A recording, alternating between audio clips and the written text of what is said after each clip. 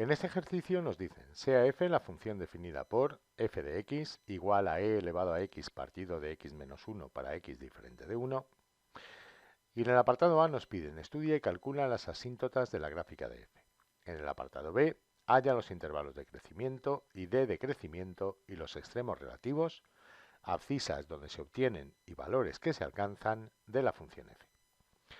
Vamos a ver, en el apartado A, si os dais cuenta, tenemos aquí un cociente donde en el numerador hay una exponencial, en el denominador hay un polinomio. Nos dicen que la función es válida para x distinto de 1, ya que en x igual a 1 se anula el denominador. Por tanto, es de esperar que en x igual a 1 haya una asíntota vertical, ya que la exponencial nunca se anula. Tendríamos pues el límite, vamos a estudiar primero asíntotas verticales. Tendríamos que hacer el límite cuando x tiende a 1 por la izquierda de la función f de x. Esto es el límite cuando x tiende a 1 por la izquierda de e elevado a x partido de x menos 1. E elevado a 1 partido de 1 por la izquierda menos 1. 1 por la izquierda es un número muy próximo a 1, pero menor que 1. Al restarle 1, nos quedaría en el numerador el número e y en el denominador un 0 negativo, o sea, un número muy próximo a 0, pero menor que 0. Este cociente nos da, por tanto, menos infinito. Si hacemos ahora el límite cuando x tiende a 1 por la derecha de la función, nos quedaría límite cuando x tiende a 1 por la derecha de e elevado a x partido de x menos 1. Esto es e elevado a 1 partido de 1 por la derecha menos 1. Esto nos daría el número e entre un 0 positivo, ya que 1 por la derecha es un número muy próximo a 1, pero mayor que 1. Al restarle 1 nos daría un número muy próximo a 0, pero positivo. Y esto es más infinito. Así pues, en x igual a 1 hay asíntota vertical. Veamos ahora las asíntotas horizontales.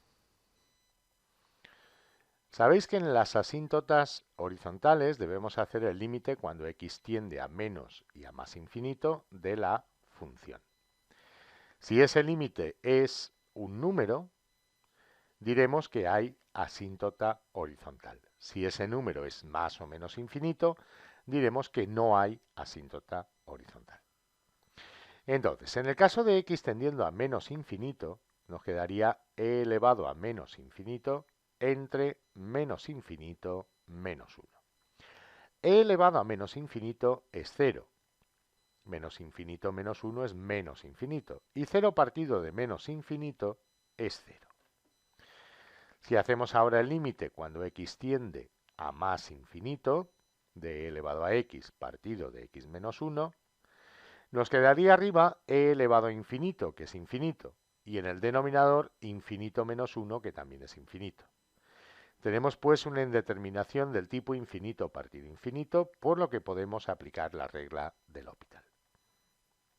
Esto nos daría el límite cuando x tiende al infinito de derivada del numerador, derivada de e elevado a x es e elevado a x, entre derivada del denominador, que es 1. Por tanto, nos da el límite cuando x tiende a infinito de e elevado a x entre 1, lo que sería e elevado a más infinito. Y esto es más infinito. Así pues, hay una asíntota horizontal,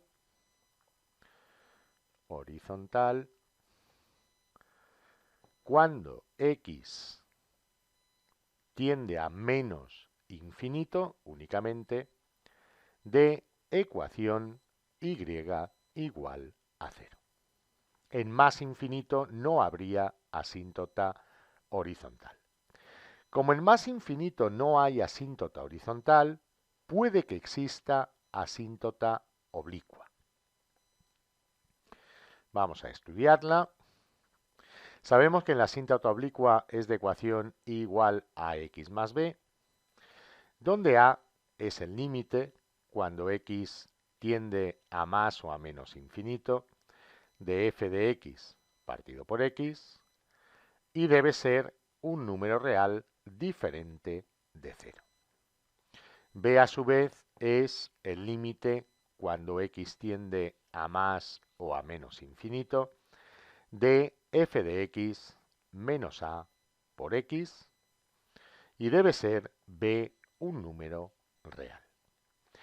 En este caso la pendiente a, límite cuando x tiende a infinito de f de x entre x, sería, dividiendo e elevado a x partido x menos 1 entre x, sería el límite cuando x tiende al infinito de e elevado a x entre x por x menos 1. Esto es el límite cuando x tiende al infinito. No me cae aquí, un momentito. Voy a añadir una página. Bien, como os decía, sería entonces el límite cuando x tiende al infinito de e elevado a x entre x al cuadrado menos x,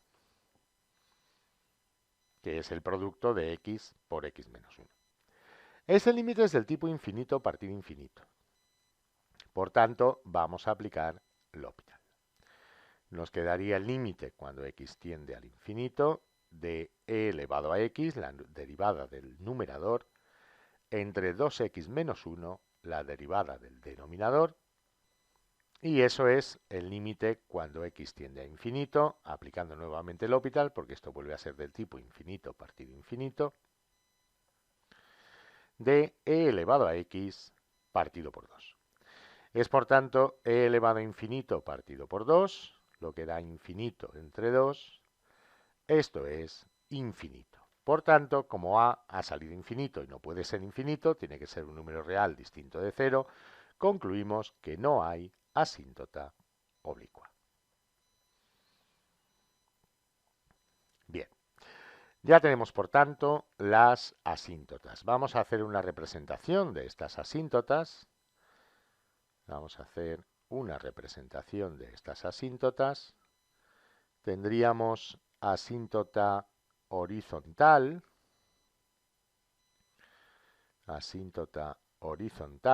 igual a 0. Fijaros que si x es negativo, la función f de x e elevado a x, que siempre es positivo, entre x menos 1, que sería negativo al ser x negativo. El cociente será negativo, por tanto aquí la función tiende a 0 desde valores menores que 0. Tendería a 0 en la asíntota, o sea, tendería a la asíntota, pero desde valores negativos. Y en x igual a 1, la función tendería a 0, pero desde valores, por un lado, negativos y por el otro, positivos. Como vimos, en 1 por la izquierda, tendería a menos infinito y a más infinito, respectivamente, no a 0. Como vimos, en x igual a 1 por la izquierda, la función tendía a menos infinito, mientras que en x igual a 1 por la derecha, la función tendía a más infinito. Entonces, la situación que se plantearía sería así. Tendería hacia menos infinito a la izquierda de 1 y hacia más infinito a la derecha de 1. En x tendiendo a más infinito, la función tendía a más infinito y no había ninguna asíntota. Así que este sería el comportamiento asintótico de nuestra función. Voy a prolongar aquí el eje Y y vamos a poner los nombres de los ejes, eje X, eje Y, y la ecuación de las asíntotas.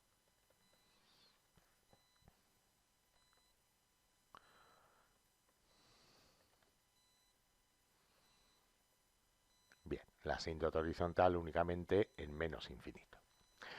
Ya podemos ahora plantear el apartado B. Voy a hacer aquí una separación para aprovechar este espacio que nos queda aquí disponible. Y vamos a ver entonces ahora el apartado B. En el apartado B nos decía el enunciado que halláramos los intervalos de crecimiento y de decrecimiento y los extremos relativos, abscisas donde se obtienen y valores que se alcanzan, de la función f. Bien, os recordemos que la función f de x, es igual a e elevado a x partido de x menos 1 para x distinto de 1. Para estudiar el crecimiento de crecimiento de los extremos de la función necesitamos su derivada primera. Esto es un cociente, entonces al derivar el cociente tendríamos la derivada de e elevado a x, que es e elevado a x, por x menos 1 sin derivar, menos e elevado a x por la derivada de x menos 1, que es 1, dividido entre x menos 1 al cuadrado. Sacando e elevado a x factor común en el numerador de x menos 1 menos 1,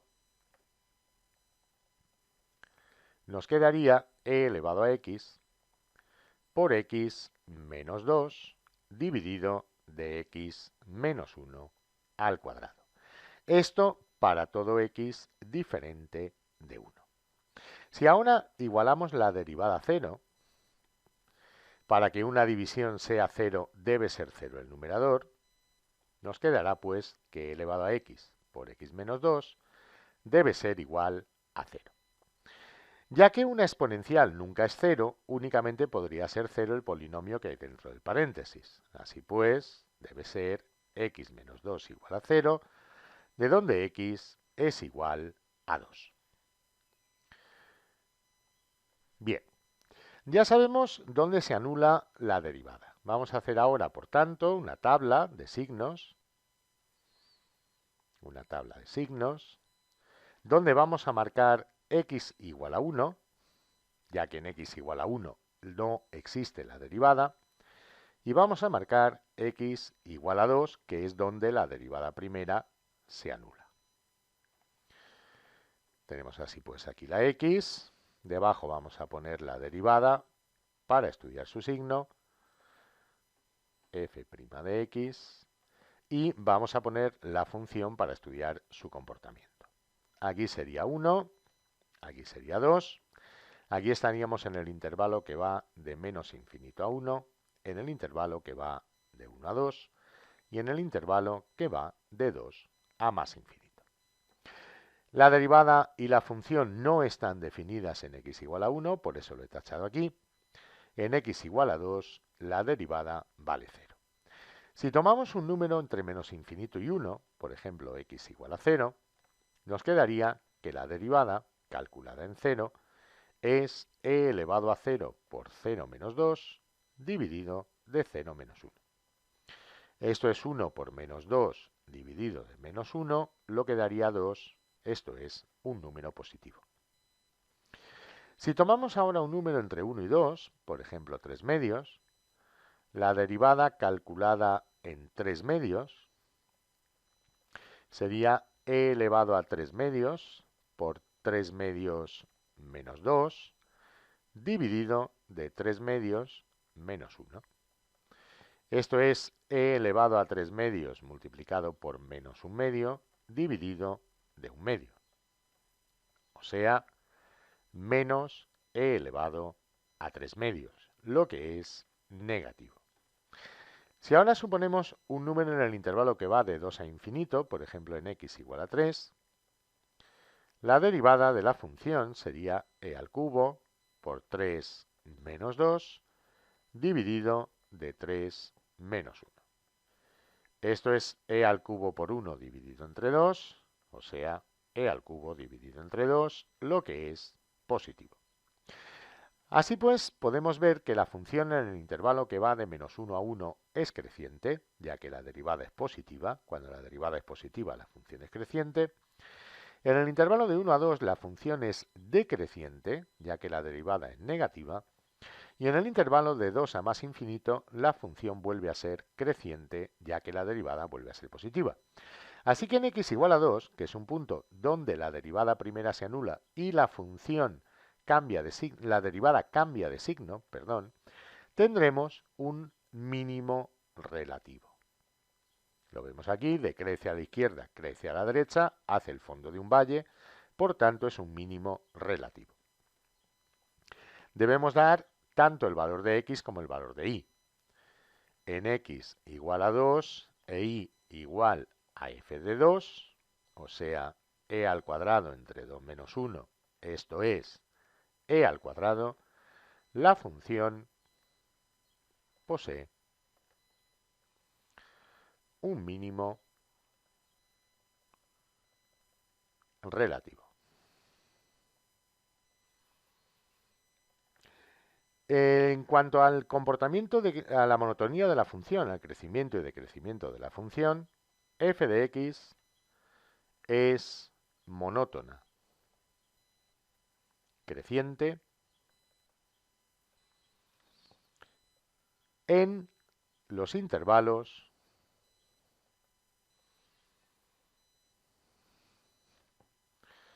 menos infinito, a 1, abierto, y 2 a más infinito.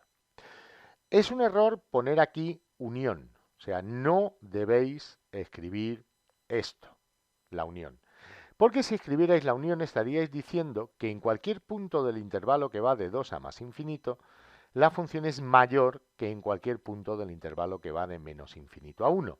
Y eso no tiene por qué ser así, ¿de acuerdo? En este caso sí lo es, pero no tiene por qué ser así, en general. Luego, por otra parte, f de x es monótona, decreciente en los intervalos, o en el intervalo, mejor dicho, que va de 1 abierto a 2 abierto. Y hallado esto, ya tenemos resuelto todo el problema.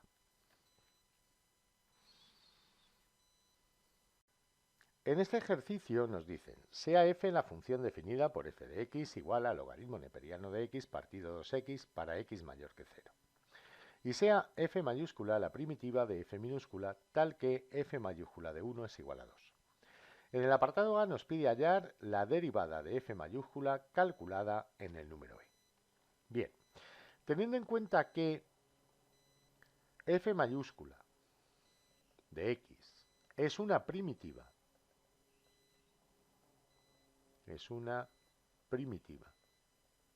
de f minúscula de x, será la derivada de f mayúscula calculada para un valor cualquiera x igual a f minúscula de x. Por tanto, f mayúscula de la derivada de f mayúscula calculada para el número e también será f minúscula calculada para el número e. Esto es f mayúscula prima calculada para el número e es el logaritmo neperiano del número e entre 2 por el número e. Esto es 1 partido por 2 por el número e. En el apartado B nos pide hallar la ecuación de la recta tangente a la gráfica de f mayúscula en el punto de abscisa x igual a e. La recta tangente a y igual a f de x por x igual a e tiene por ecuación y menos f mayúscula del número e es igual a f mayúscula prima del número e por x menos el número e.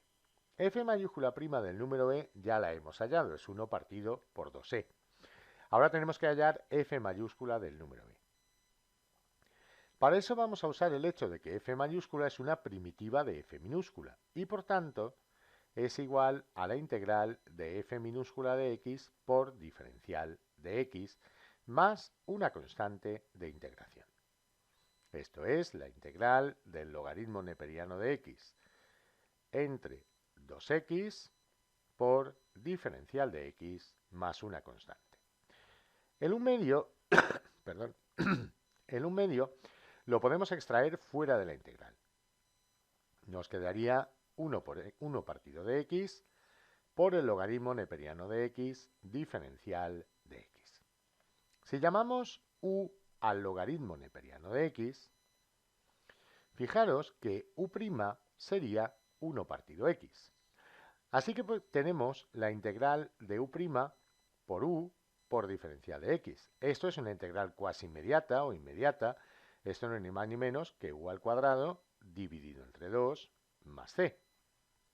Entonces, aquí nos quedaría 1/2 por el logaritmo al cuadrado de x dividido entre 2 más c. Así pues, f mayúscula sería 1/4 del logaritmo neperiano al cuadrado de x más una constante de integración.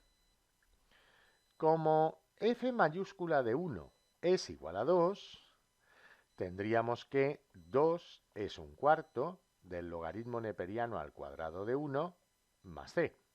El logaritmo de 1 es 0, por tanto, concluimos que c es igual a 2 y que f mayúscula de x es igual a 1/4 del logaritmo neperiano al cuadrado de x más 2.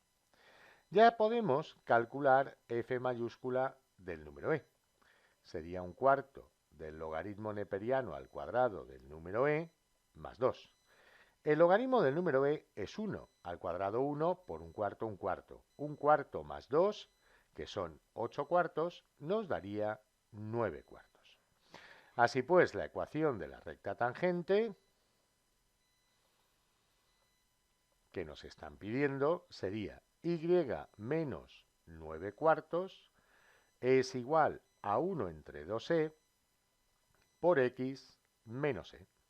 O lo que es lo mismo, y es igual a 1 entre 2e por x menos 1/2, ya que al multiplicar 1 entre 2e por e las e se van, más 9/4. Y como un menos 1/2 más 9/4 serían 7/4, nos quedaría que y es igual a 1 partido de 2e por x más 7/4.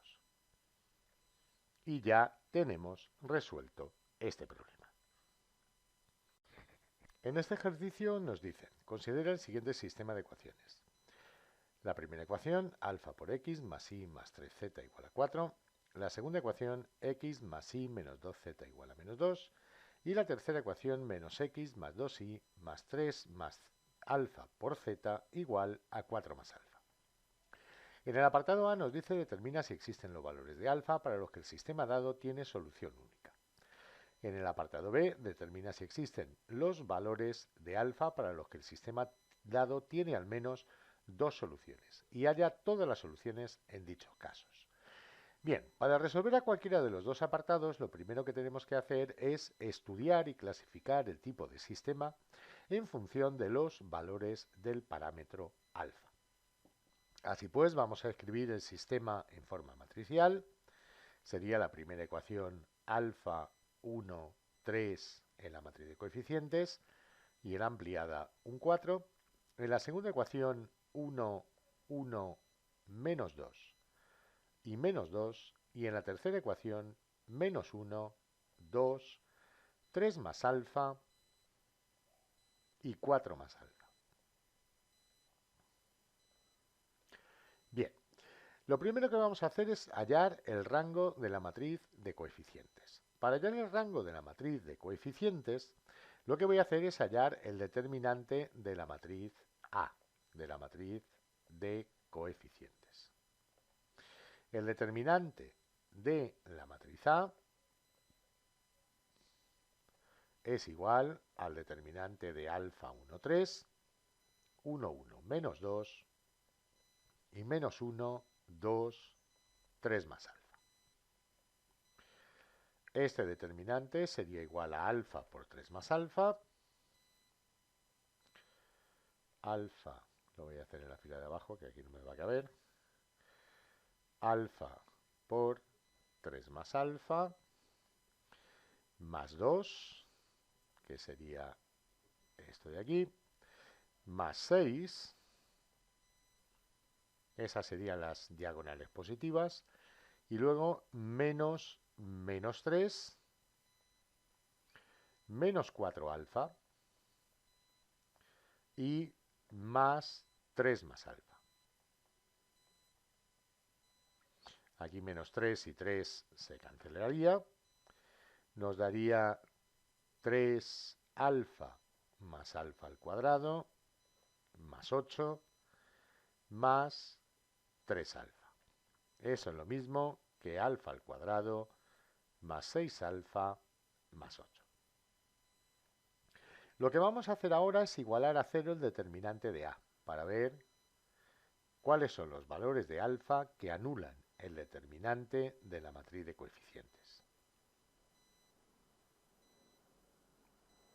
Aplicando la fórmula resolvente de las ecuaciones de segundo grado, tendríamos menos 6 más o menos la raíz cuadrada de 36, que es b al cuadrado, menos 4ac, que serían 32, dividido entre 2a, que es 2. Eso sería menos 6 más o menos la raíz de 4, que es igual a 2, dividido entre 2, y por tanto las dos soluciones, con el menos sería menos 8 entre 2, que es menos 4, y con el más sería menos 4 entre 2, que es menos 2. Vamos a ver ahora qué ocurre en cada caso posible. Si alfa es diferente de menos 2 y alfa es diferente de menos 4, el rango de la matriz A, y por tanto también el de la ampliada, ya que el rango de la ampliada no puede ser, siendo el rango de A igual a 3, no puede ser mayor que el rango de A, al solo tener 3 filas, sería, como decíamos, el rango de A y el rango de la matriz ampliada igual a 3, que es el número de incógnitas. Así pues, se trata de un sistema compatible, determinado, con solución única. Esa es, por tanto, la respuesta del apartado A. Alfa diferente de menos 2 y alfa diferente de menos 4.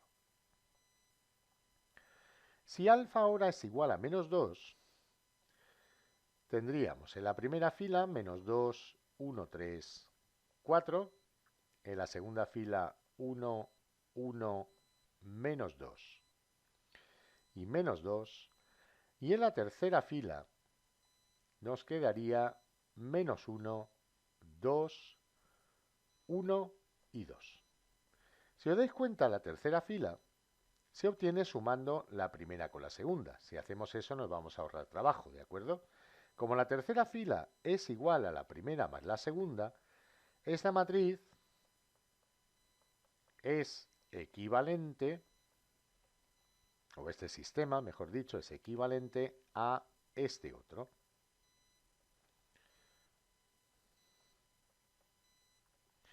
Por tanto, lo que podemos ver aquí, resolviendo por ejemplo este determinante,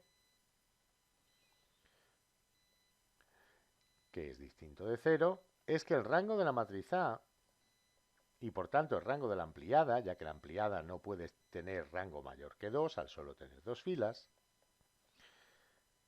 el rango de A y el rango de la ampliada sería igual a 2, menor que 3, que es el número de incógnitas. Así pues, estamos ante un sistema compatible indeterminado con infinitas soluciones que dependen de un parámetro. Esto es uno de los casos que nos preguntaban en el apartado B. Entonces, lo que voy a hacer es resolver este caso.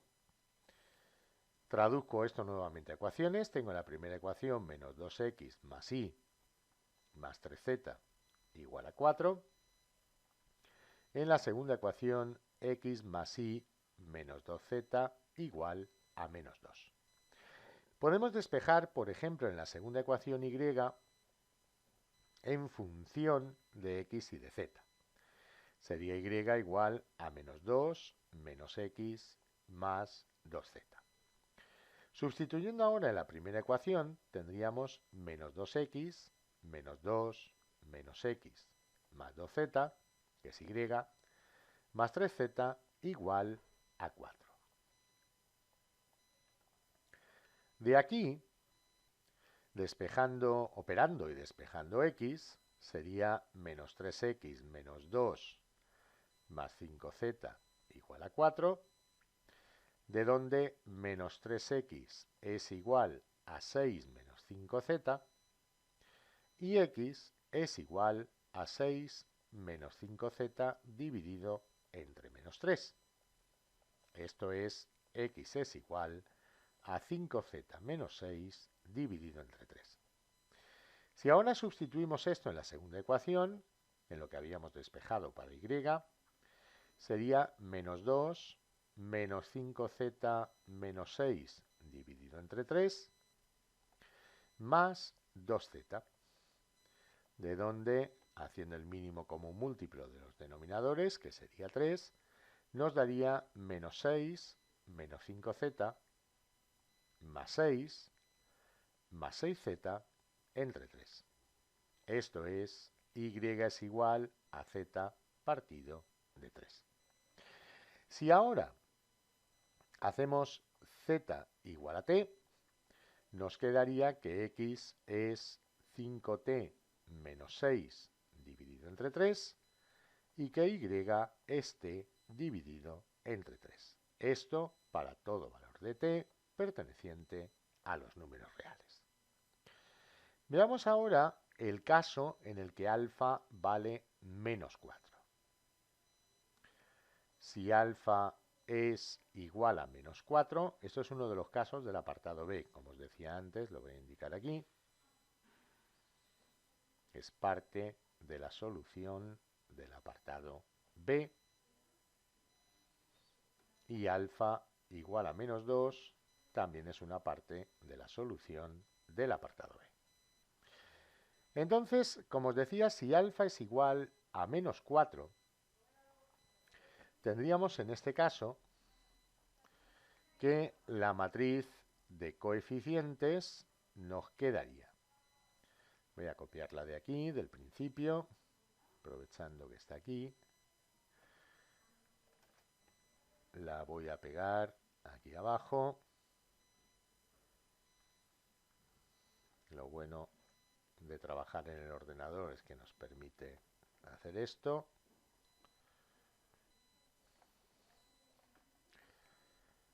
Bien, entonces, como os decía, si alfa es igual a menos 4, tendríamos menos 4, 1, 3, 4 en la primera fila, 1, 1, menos 2 en la segunda fila, y menos 1, 2, menos 1, 0 en la tercera fila.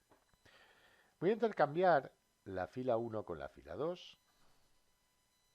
Nos quedaría 1, 1, menos 2, menos 4, 1, 3, 4, y menos 1, 2, menos 1, 0. Voy a resolverlo por Gauss. A la fila 2 le voy a sumar 4 veces la fila 1 y lo voy a escribir en la 2. Así, usando este 1 como pivote, consigo aquí un 0. Y a la fila 3 le voy a sumar la fila 1 y lo voy a escribir en la fila 3. Me quedaría, por tanto, 1, 1, menos 2 y menos 2, 0, 5, menos 5 y menos 4, 0, 3, menos 3 y menos 2. Si ahora a 5 fila 3 le restamos 3 fila 2 y escribimos el resultado en la fila 3, obtendríamos 1, 1 menos 2 menos 2, 0, 5, menos 5, menos 4 y 0, 15 menos 15 que es 0, menos 15 más 15 que es 0 y menos 10 más 2 que es 12. Como podéis ver en este caso, el rango de A es 2, menor que 3, que sería el rango de la matriz ampliada.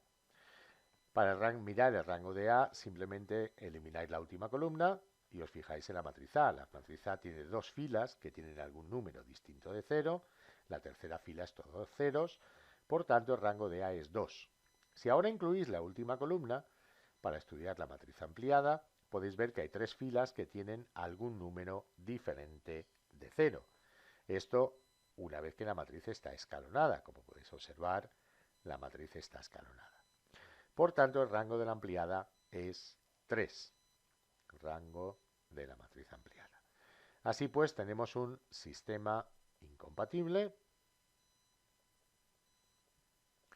que no tiene solución. Por tanto, ya podemos resumir lo que nos preguntaban los apartados A y B. En el apartado A es para alfa diferente de menos 2 y alfa diferente de menos 4, el sistema tiene solución única. La respuesta al apartado B es que si alfa es igual a menos 2, el sistema tiene infinitas soluciones,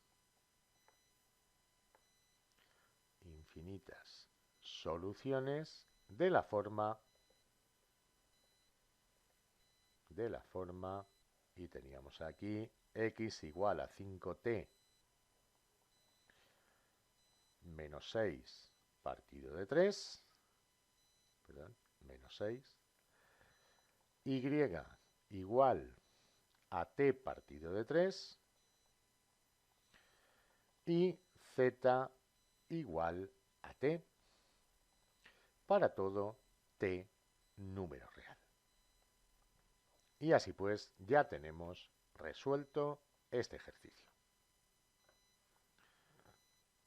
Este ejercicio nos dice así: haya unas ecuaciones paramétricas para la recta R que contiene al punto P 3 menos 5, 4 y corta perpendicularmente a la recta S de ecuaciones x menos 4 entre 5 igual a y menos 8 entre menos 3 igual a z entre 4. Bien, yo tengo aquí dibujado un esquema del problema. Tengo la recta S, cuyas ecuaciones nos da aquí el enunciado, el punto P, la recta R, un plano pi que es perpendicular a la recta S y que contiene al punto P, y un punto genérico R de ese plano pi.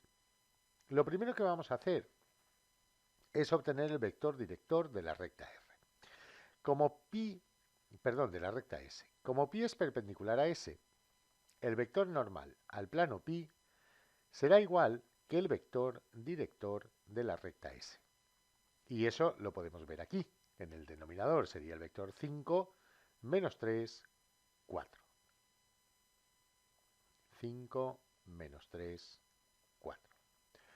Un vector v genérico del plano pi sería el vector que va del punto P al punto R. O sea, R menos P.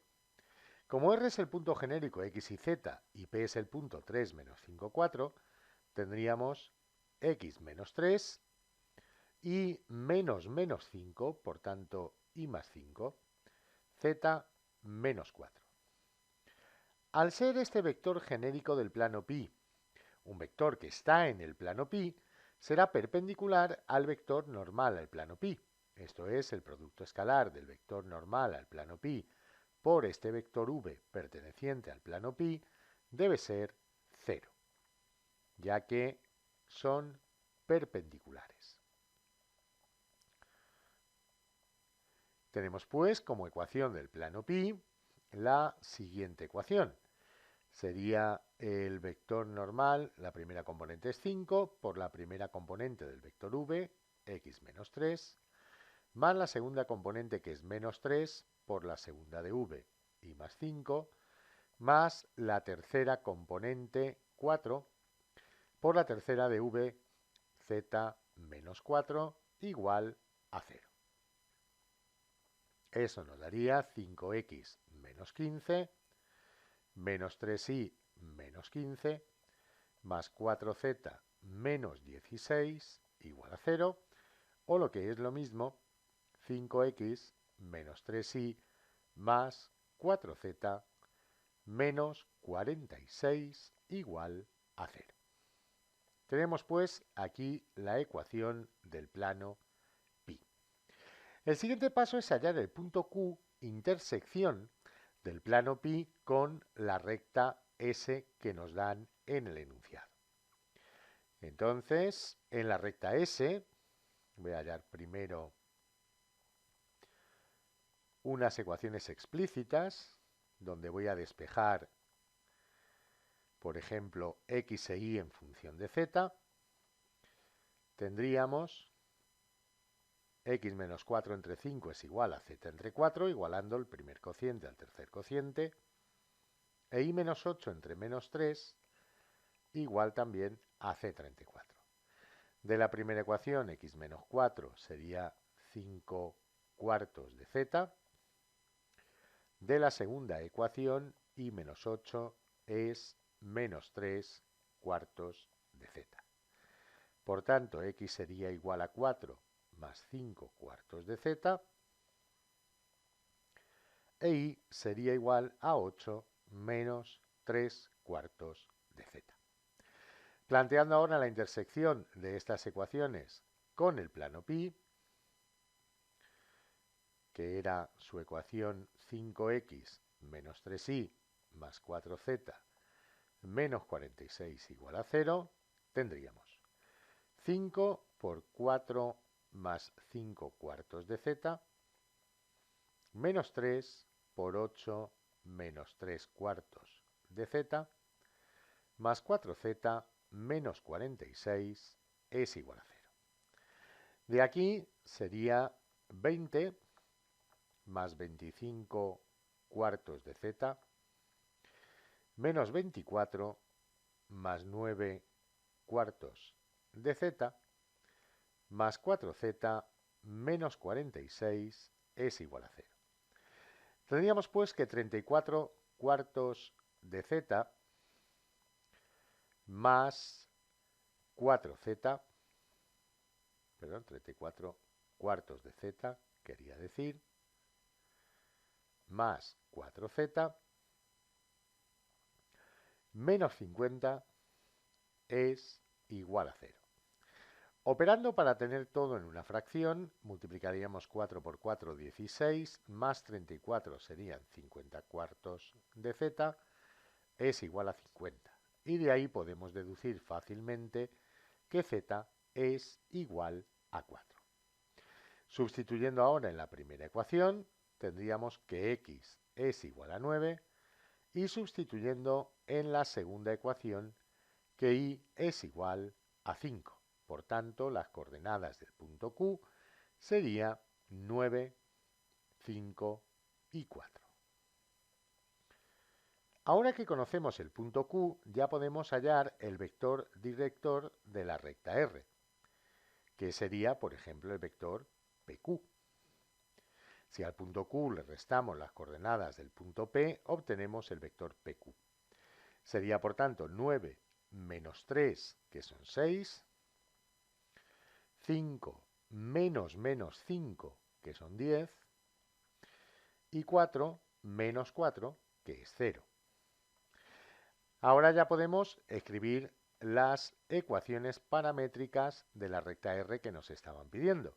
Las ecuaciones paramétricas de la recta son x igual a la x del punto P más la componente x del vector director de la recta R por por un parámetro, por ejemplo lambda, y igual a la y del punto P más la componente y del vector director de la recta R por el parámetro lambda, y z igual a la z del punto P más la componente z del vector director de R por el parámetro lambda. Esto nos daría x igual a 3, la x del punto P, más 6 lambda, y igual a menos 5, la y del punto P, más 10 lambda, y z igual a 4, la z del punto P, más 0 lambda, con lo cual no pondríamos nada. Esto evidentemente para todo lambda número real. Aquí me he dado cuenta que esto no es el vector... sí, perdón, está bien escrito, sí, v de pi es v de pi, un vector cualquiera del plano pi. Bien, entonces ya tendríamos terminado este problema. En este ejercicio nos dicen, queremos fabricar una caja con base cuadrada de tal manera que la altura de la caja más el perímetro de la base sumen 60 centímetros. Nos pide determinar sus dimensiones para que contenga el mayor volumen posible. Bien, vamos a dibujar aquí una caja de base cuadrada. Tendríamos algo así. A ver, esto nos ha salido un poquito torcido. Vamos a dibujarlo un poquito mejor. Vamos a ver. Bien, aproximadamente algo así. Tampoco hace falta una extraordinaria exactitud, ya que esto es solo un dibujo ilustrativo del problema que nos permitirá establecer aquí relaciones entre las diferentes variables. Muy bien, entonces tendríamos lo siguiente. El perímetro de la base, ya que la base es cuadrada, mide x tanto el ancho como el fondo de la caja.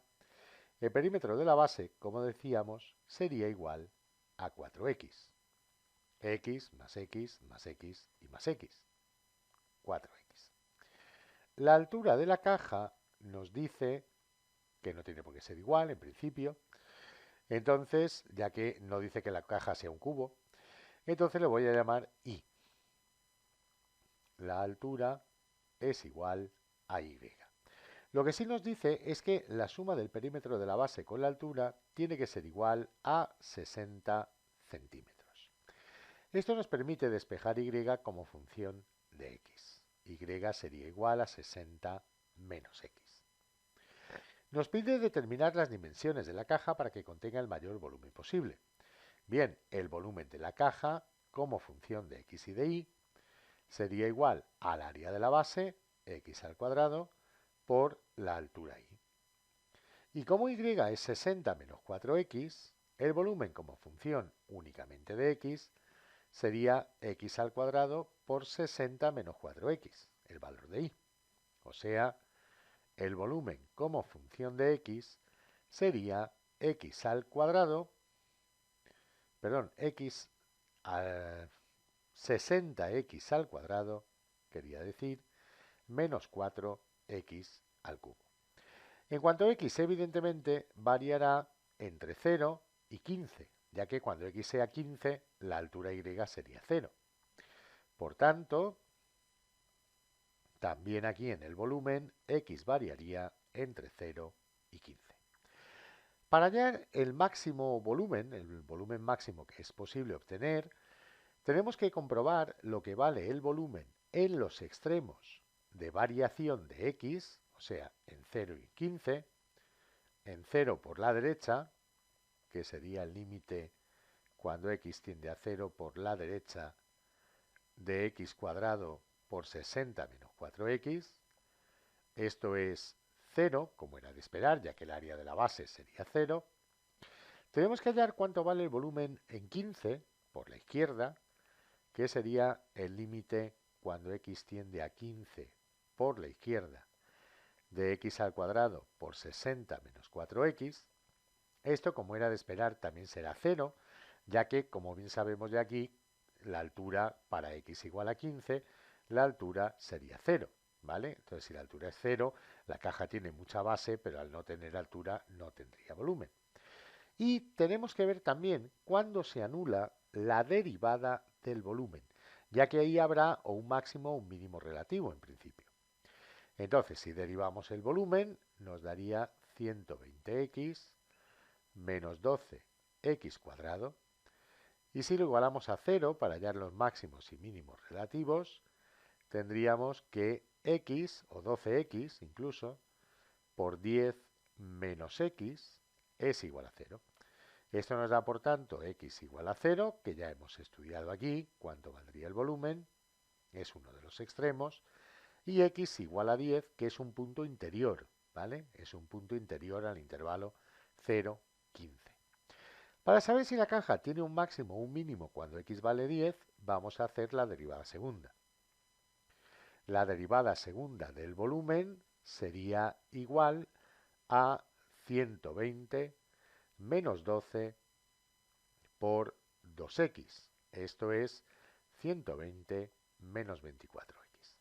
Así pues, en x igual a 10, la derivada segunda del volumen sería 120 menos 24 por 10, que son 240, y 120 menos 240 es menos 120, menor que 0. Por tanto, en x igual a 10, el volumen tiene un máximo relativo, la derivada primera se anula y la derivada segunda es negativa, por lo tanto es un máximo relativo, donde el volumen vale v de 10 igual a 10 al cuadrado por 60 menos 4 por 10, eso es 10 al cuadrado por 20, y me da que v de 10 sería igual a 2000 centímetros cúbicos. Llegamos pues a la conclusión de que el volumen máximo de la caja es 2000 centímetros cúbicos, que se alcanza cuando el lado de la base x vale 10 centímetros y la altura y vale 60 menos 4 por 10, esto es 20 centímetros. Esta es pues la respuesta al problema. En este ejercicio nos dicen sean f de 0 a más infinito sobre r y g de r sobre r las funciones definidas por f de x igual a la raíz de 2x y g de x igual a un medio de x cuadrado. En el apartado A nos dice halla los puntos de corte de las gráficas f y g y haz un esbozo de recinto que limitan. Bien, yo aquí he dibujado la función y igual a raíz de 2x. El dominio es de 0 a infinito. Para hallar unos cuantos puntos y poder dibujarla, simplemente bastaría con dar valores a x y a y. Si hacemos x igual a 0, y sería igual a 0, la raíz de 2 por 0, que es 0. Si hacemos, por ejemplo, x igual a 2, y sería la raíz de 4, que es 2. Y si, por ejemplo, hacemos x igual a 8, pues y sería la raíz de 16, que es 4. Eso ya nos daría algunos puntos para dibujarla. Y bueno, en principio todos debéis saber cómo es la raíz de un número por x. Luego también he dibujado la parábola y igual a un medio de x al cuadrado, que también podríamos hallar algunos puntos para poder dibujarla aproximadamente, aunque de todas formas todos debemos saber que esta es la forma de esa parábola. Entonces, para x igual a 0 nos daría y igual a 0. Si hiciéramos x igual, por ejemplo, a 2, nos daría y igual a 2. Y si hiciéramos, por ejemplo, x igual a 4, nos daría y igual a 8. Bien. Ya podemos ver aquí los puntos de corte, que son el 0, 0 y el 2, 2. Sin embargo, los vamos a hallar en general. Tanto en el punto O como en el punto P, lo que se cumpliría es que y es igual a 1/2 de x al cuadrado y que y es también igual a la raíz de 2 por x. Por tanto, igualando 1/2 de x cuadrado igual a la raíz de 2x y elevando al cuadrado los dos lados de la igualdad para que desaparezca la raíz, tendríamos, elevando los dos lados al cuadrado, que 1/4 de x elevado a 4 sería igual a 2x. El 4 pasaría multiplicando al lado derecho, x a la cuarta menos 8 es igual a 8x, o sea, x a la cuarta menos 8x es igual a 0. Sacando x factor común, de x al cubo menos 8, tendríamos ya las soluciones. Una sería x igual a 0, la otra x al cubo igual a 8, de donde x vale 2. Si x es 0, y es 0, tanto en una como en otra ecuación, evidentemente, y si x es 2, y también es igual a 2. Bien, ya hemos resuelto, por tanto, el apartado A. Vamos a ver ahora el apartado B, donde nos pide calcular el área de dicho recinto.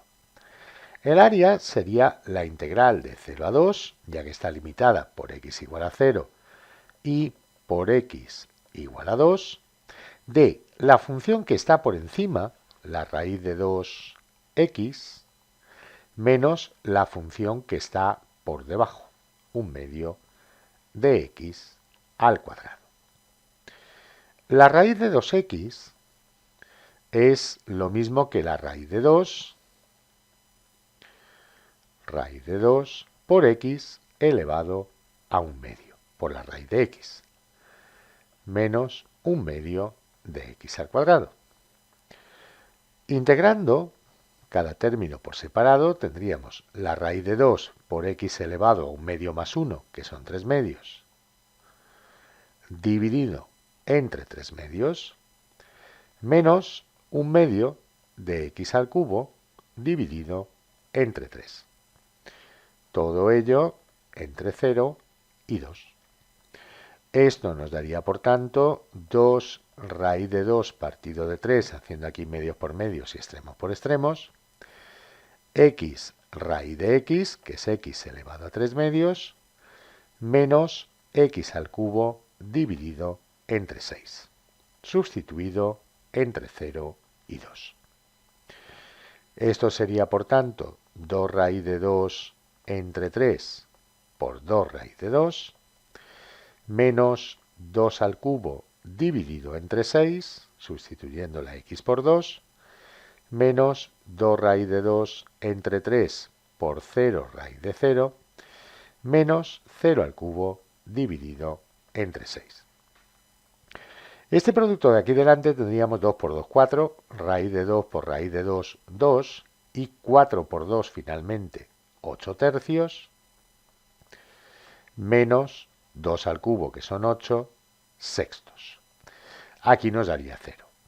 8 sextos es lo mismo que 4 tercios, simplificando, y por tanto el área sería 4 tercios unidades cuadradas. Y ya tenemos resuelto el problema. En este ejercicio nos dicen, considera las matrices A, 1, 2, 1, 1 y B, 4 menos 1, 4, 1. El apartado A pide, haya determinante de una matriz X que verifique la igualdad x al cuadrado por A por X igual a B. Bien, si esta igualdad se cumple y la matriz X es una matriz cuadrada, que evidentemente lo será, si no, no podríamos hallar su determinante, entonces tendremos que el determinante de x al cuadrado por A por X será igual al determinante de B. Bien, el determinante de un producto es simplemente el producto de los determinantes. Tenemos, por tanto, que en el lado izquierdo sería el determinante de x cuadrado por el determinante de A por el determinante de x es igual al determinante de B. Dado que x al cuadrado es x por x, el determinante de x al cuadrado sería el determinante de x por el determinante de x, o sea, el determinante al cuadrado de x, por el determinante de a por el determinante de x es igual al determinante de b. El producto de matrices no es conmutativo en general, pero el producto de los determinantes de esas matrices sí que lo es, ya que el determinante de una matriz es simplemente un número y el producto de números reales es conmutativo. Así pues, el determinante de x que está aquí en el lado derecho junto al igual, lo podemos agrupar con el determinante cuadrado de x que hay a la izquierda, y nos quedaría determinante al cubo de x por el determinante de a es igual al determinante de b. Lo que voy a hacer ahora es calcular el determinante de a, que sería determinante de 1, 2, 1, 1. Esto es 1 por 1 menos 2 por 1 menos 1. Y el determinante de b, que sería determinante de 4 menos 1, 4, 1. Esto es 4 por 1 menos 4 por menos 1, o sea, 8. Nos queda, por tanto, que el determinante al cubo de x multiplicado por menos 1 es 8. Así pues, el determinante al cubo de x es menos 8 y el determinante de x sería la raíz cúbica de menos 8, lo que nos daría finalmente menos 2. Ya tenemos, por tanto, resuelto el apartado A.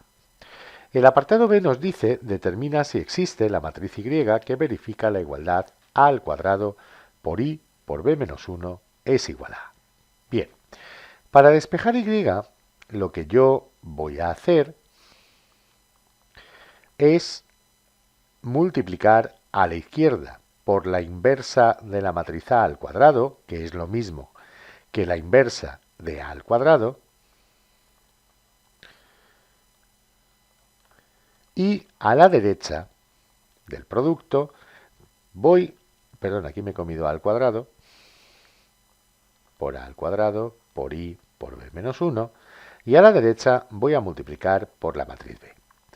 Tanto la inversa de A al cuadrado como la de B existen porque al ser el determinante de A diferente de 0, el de A cuadrado también lo es, ya que es el determinante de A elevado al cuadrado. Entonces, en este lado tendríamos A al cuadrado menos 1 por A al cuadrado, por A y por B. Bien, aquí esto es la matriz identidad de orden 2. B menos 1 por B también es la matriz identidad de orden 2, que es el elemento neutro del producto, multiplicando ahí.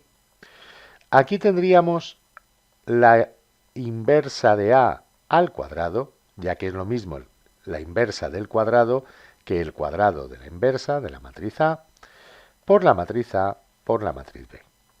Nos quedaría, por tanto, del lado izquierdo Y igual a, agrupando una de las inversas con la matriz A,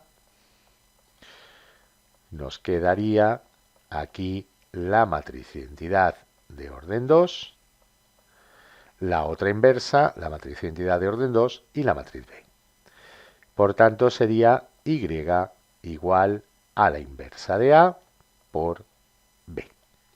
Ahora tenemos que hallar la inversa de la matriz A. Para hallarla voy a aplicar el método de Gauss, que sabéis ya que me gusta mucho para hallar la inversa, porque es muy rápido. Simplemente lo que voy a hacer es a la fila 1 restarle la fila 2 y guardarlo en la fila 2. Tendría 1, 2, 1, 0 en la fila 1, 0, 1, 1 menos 1 en la fila 2. Y ahora a la fila 1 le restaré el doble de la fila 2 para hacer un 0 en el elemento 1, 2. Y lo guardaré en la fila 1. Me quedaría 1, 0, menos 1, 2, 0, 1 1 menos 1. Ya tenemos aquí, por tanto, la inversa de la matriz A.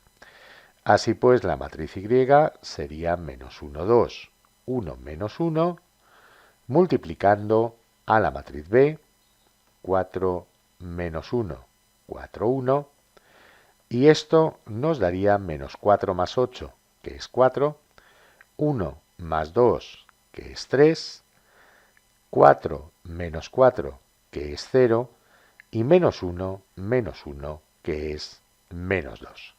Y ya tendríamos resuelto también el apartado B y terminado el problema. Este ejercicio nos dice así: sea R la recta de ecuación x más 2 entre 3 igual a y más 1 entre 4 igual a z. En el apartado A nos pide hallar el punto de R que equidista del origen de coordenadas y del punto P 4 menos 2, 2. Yo he hecho aquí un dibujo esquemático. He dibujado la recta R, un punto Q genérico de la recta R, x y z, el punto P, 4 menos 2, 2, y el origen 0, 0, 0. Si el punto P y el origen equidistan del punto Q la misma cantidad, o sea, distan del punto Q la misma cantidad, esto es, equidistan de Q, entonces lo que debe ocurrir es que el módulo del vector PQ debe ser igual al módulo del vector OQ. El vector PQ es al punto Q, x y z, restarle el punto P. Tendríamos x menos 4, y más 2, z menos 2. El vector OQ sería al punto Q restarle el origen de coordenadas. Por tanto, como el origen es el 0, 0, 0, tendríamos el punto x y z, o el vector x y z. El módulo de PQ es la raíz cuadrada de x menos 4 al cuadrado más y más 2 al cuadrado más z menos 2 al cuadrado. El módulo del vector OQ es la raíz cuadrada de x cuadrado más y cuadrado más z cuadrado. Si los módulos son iguales, obtendríamos que las raíces cuadradas también son iguales. La raíz de x menos 4 al cuadrado más y más 2 al cuadrado más z menos 2 al cuadrado sería igual que la raíz de x cuadrado más y cuadrado más z cuadrado. Por tanto, de aquí, elevando al cuadrado los dos lados de la igualdad, tendríamos que x menos 4 al cuadrado más y más 2 al cuadrado más z menos 2 al cuadrado sería igual a x cuadrado más y cuadrado más z cuadrado. Si ahora desarrollamos los cuadrados del lado izquierdo, obtenemos que x cuadrado menos 8x más 16 más y cuadrado más 4y más 4 más z al cuadrado menos 4z más 4 es igual a x cuadrado más y cuadrado más z cuadrado. Como x cuadrado, y cuadrado y z cuadrado aparecen en los dos lados de la igualdad sumando, se cancelan. X cuadrado se cancela con x cuadrado, y cuadrado con y cuadrado, y z cuadrado con z cuadrado. Obtendríamos pues menos 8x más 4y menos 4z más 24 es igual a 0. Dividido entre menos 4 nos daría 2x, voy a indicarlo, divido entre menos 4, nos daría que 2x menos y más z menos 6 es 0. O lo que es lo mismo, que 2x menos y más z es igual a 6. Ahora bien, de las ecuaciones de la recta R, igualando el primer término al tercer término, tendríamos que x más 2 partido 3 es igual a z. Por tanto, x es 3z menos 2, despejando de aquí. De igualando el segundo y el tercer término, y más 1 entre 4 es igual a z. Por tanto, y sería igual a 4z menos 1. Si ahora sustituimos esto en la primera ecuación, sustituyendo en la primera ecuación, eso nos daría que 2 por 3z menos 2, o sea 6z menos 4, más menos i, esto es menos 4z más 1, más z, es igual a 6. Esto nos daría que 3z menos 3 es igual a 6 y por tanto de aquí deducimos que z es igual a 9 entre 3, o sea 3. Si z es 3 automáticamente x es 7 e y sería igual a 11. Así pues, el punto Q que buscábamos es el punto 7, 11, 3. Bien, ahora en el apartado B nos pide determinar el punto de la recta R más próximo al origen de coordenadas. Yo he hecho aquí un dibujo donde he puesto el origen de coordenadas, un punto O, 0, 0, 0, un punto genérico Q de un plano pi perpendicular a la recta R, que sería el X y Z, y el punto R de intersección del plano pi con la recta R. Entonces, el punto que está más cerca del origen de coordenadas, el punto de la recta R más cercano del origen de coordenadas, es precisamente este punto R, intersección del plano pi perpendicular a R, que pasa por el origen, con la recta R.